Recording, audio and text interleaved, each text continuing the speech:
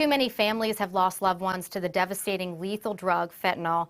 Today, Senator Bob Casey was in town at the Allegheny County Police Department celebrating the U.S. Senate's passage of the Fend Off Fentanyl Act.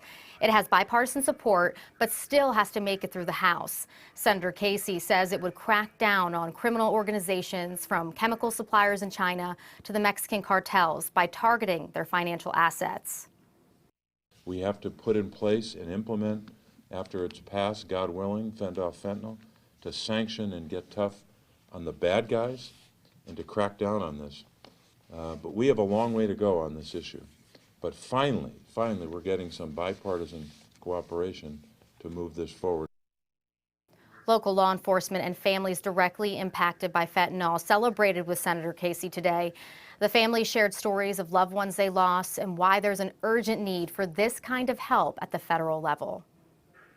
My daughter, Brianna Sanner, as you know, she died April 5th, 2022, at the age of 30.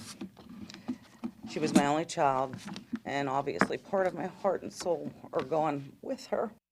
Brianna Sanner died of a fentanyl overdose, a beautiful and kind person taken from this world too soon. I'll never have a new picture of her again. And she was a beautiful person, and she was way more than her drug addiction. Janet Morrison Heberling uses her unimaginable pain to join the fight against fentanyl.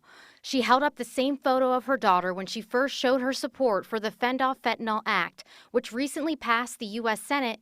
Senator Bob Casey says the bill would crack down on the fentanyl supply chain by going after the bad guys and hitting them hard. And I am so proud to be a part of the positive things to come as a result of this act.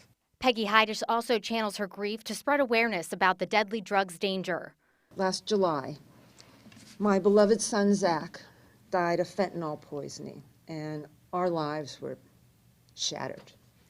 Zach was 35. She says her son Zach was fun and loving and a gentle soul. Last spring, he went into an inpatient recovery program. He was excited about getting his life back and returning to his job as a safety officer for UPMC.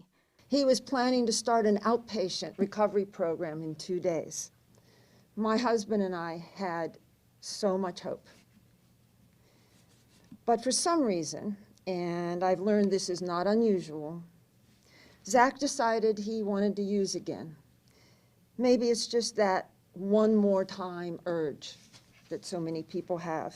Heidish says it took about 4.5 months to get the official death certificate because the overdose overload in Allegheny County. In 2023, preliminary data shows that fentanyl was linked to 86% of all overdose deaths in Allegheny County. It's a battle to go for anybody to make it through recovery. But the presence of this poison, this fentanyl, makes it even harder to win that battle. No one makes it through recovery when they're dead.